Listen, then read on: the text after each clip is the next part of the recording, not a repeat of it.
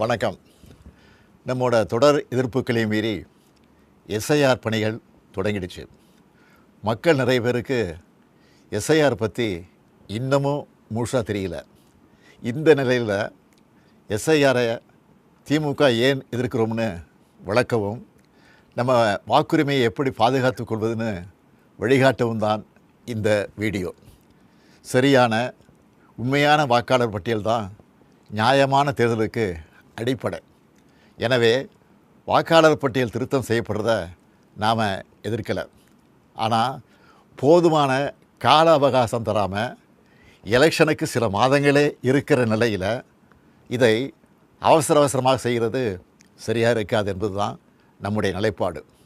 தேர்தல் ஆணையத்தோட கூட்டு சேர்ந்து வாக்காளர் பட்டியலில் பாஜக எப்படியெல்லாம் மோசடி பண்ணியிருக்குன்னு மக்களவை எதிர்க்கட்சி தலைவர் அருமை சகோதரர் ராகுல் காந்தி அவர்கள் பத்திரிகையாளர் சந்திப்பு நடத்தி ஏற்கனவே விளக்கியிருக்கிறார். மாண்புமிகு கேரள மாநிலத்தினுடைய முதலமைச்சர் பினராயி விஜயன் அவர்களும் மாண்புமிகு மேற்கு வங்கத்தினுடைய முதலமைச்சர் மமதா அவர்களும் கூட இந்த எஸ்ஐஆரை தீவிரமாக எதிர்க்கிறாங்க. நாமளும் எஸ்ஐஆர் அறிவித்தப்பவே இது சதின்னு உணர்ந்து எதிர்த்தோம். கூட்டணி கட்சிகளோட கலந்து பேசணும். அனைத்து கட்சி கூட்டம் கூட்டி தீர்மானம் போட்டோம். உச்சநீதிமன்றத்தில் வழக்கு போட்டிருக்கிறோம். வர்ற 11ஆம் தேதி எல்லா மாவட்ட தலைநகரங்கள்லேயும் மதச்சார்பற்ற முற்போக்கு கூட்டணி சார்பில் ஆர்ப்பாட்டங்களை அறிவிச்சிருக்கிறோம். அதுக்கு முன்னாடி எஸ்ஐஆருக்காக வழங்கப்படுகிற கணக்கீட்டு படிவத்திலேயே எத்தனை பிரச்சனைகள் குழப்பங்கள் இருக்குன்னு உங்களோடு பகிர்ந்துக்கன்னு நினைக்கிறேன். இதோ எனக்கு கூட இந்த எனுமரேஷன் ஃபாரம் கொடுத்துருக்குறாங்க. உங்களில் சில கையிலையும் இந்த ஃபாரம் என்னால் வந்து சேர்ந்துருக்கும். இதில் முதல்ல நம்முடைய விவரங்களை கேட்குறாங்க. அதுக்கு அடுத்தபடியாக முந்தைய வாக்காளர் திருத்தப்பட்டியலில் உள்ள வாக்காளருடைய உறவினரின் பெயர் கேட்கப்பட்டிருக்கு.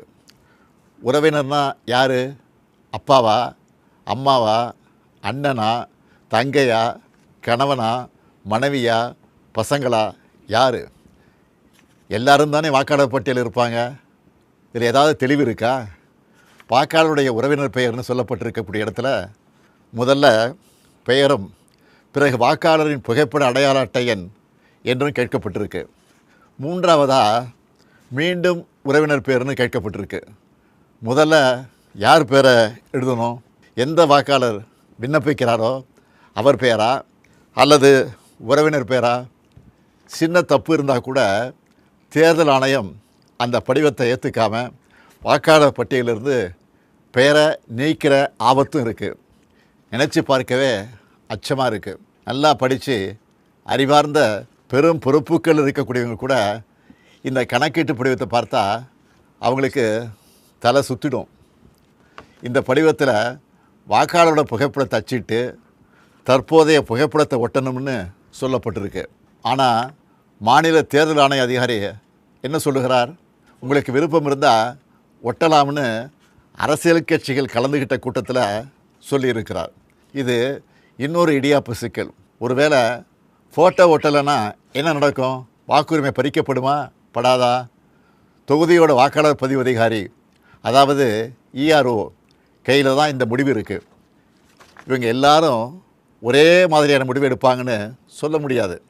இப்படி முதல் கோணல் முற்றிலும் கோணல் என்ற கதையாக எல்லா இடத்துலையும் குழப்பம்தான். இந்த நிலையில் எதிர்க்கட்சிகளை சேர்ந்த சில அதிமேதாவிகள் இந்த எஸ்ஐஆர் பணியை நடைமுறைப்படுத்துவது மாநில அரசின் பணியாளர்கள் தான், அப்புறம் ஏன் திமுக எதிர்க்கணும்னு புரிதலற்ற உண்மைக்கு புறமான விவரங்களை வச்சு பேசுகிறாங்க.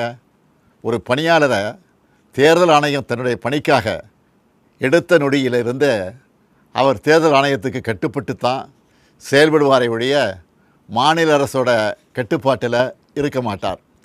மக்களை திசை திருப்பினா போதும்னு தவறான தகவலை பரப்பக்கூடாது. என்னத்தையாவது பொய்ய சொல்லி எஸ்ஐஆரை எப்படியாவது நடத்திடலாமா, ஏழை எளிய மக்களுடைய வாக்குரிமையை நீக்கிடலாமான்னு எதிர்க்கட்சிகள் நினைப்பது வேதனைக்குரியது. எஸ்ஐஆர் தொடங்கின நாளிலிருந்து களத்தில் இருக்கக்கூடிய நம்முடைய கழகத்தினரும் நிறைய பிரச்சனைகளை நம்ம கவனத்துக்கு கொண்டு வந்துட்டுருக்காங்க.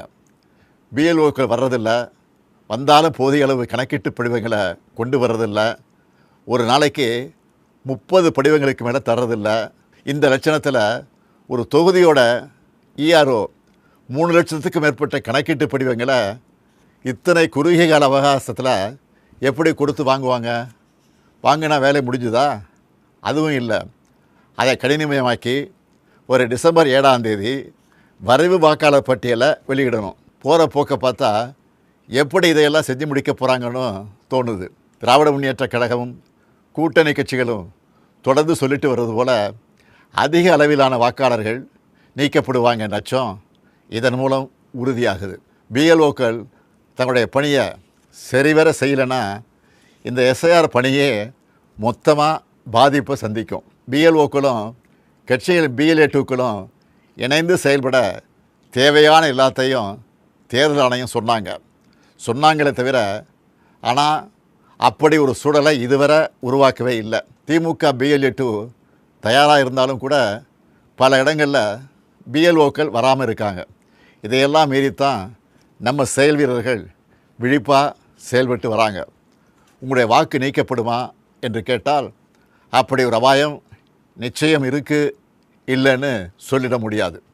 அதை தடுக்கணும்னா உங்கள் பகுதிக்குரிய பிஎல்ஓ யாருன்னு கேட்டு அவர்கிட்ட இருந்து கணக்கீட்டு படிவத்தை வாங்கி சரியாக நிரப்பி திரும்ப சமர்ப்பிக்கணும். அதுக்கான ஒப்புகை சீட்டையும் மறக்காமல் வாங்கணும். இதுதான் உங்களுடைய வாக்குரிமையை பாதுகாக்கும். வாக்குரிமை தான் ஜனநாயகத்தோட மறுக்க முடியாத அடிப்படையான உரிமை. தற்போதைய நிலையிலான எஸ்ஐஆரில் ஒட்டுமொத்த தமிழ்நாட்டு மக்களோட வாக்குரிமைக்கும் ஏற்பட்டிருக்கக்கூடிய பாதிப்பு, இதை எதிர்கொள்ள திமுக சார்பில் உதவி மையம் அமைச்சிருக்கிறோம். இது திமுகவினருக்கு மட்டும் அமைச்சிருக்கக்கூடிய உதவி மையம் இல்லை, எல்லோருக்குமானது. அதனால் கழக நிர்வாகிகள் மட்டும் இல்லாமல் எஸ்ஐஆரால் பாதிக்கப்படுற அனைத்து பொதுமக்களும் நாங்கள் அறிவிச்சிருக்கக்கூடிய 806542 200220 என்ற, மறுபடியும் சொல்கிறேன், 806542 200220 என்ற உதவி எண்ணை தொடர்பு கொண்டு உங்கள் சந்தேகங்களை தீர்த்துக்கலாம். உங்களுக்கு தேவையான வழிகாட்டுதல்களை பெறலாம். தமிழ்நாட்டு மக்களின் வாக்குரிமையை காக்க திமுக உங்கள் தோழனா துணை நிற்க தயாராக இருக்குது. நம் வாக்குரிமையை பறிக்கக்கூடிய ஆபத்து வாசல் தேடி வந்துருச்சு. அனைவரும் ஒன்றிணைந்து செயல்பட்டு விழிப்போடு இருந்து தமிழ்நாட்டில் ஜனநாயகம் படுகொலை செய்யப்படாமல் பாதுகாப்போம். எஸ்ஐஆரின் சதிவேளையில் சிக்காமல் நம்ம வாக்குரிமையை நிலைநாட்டுவோம். நன்றி, வணக்கம்.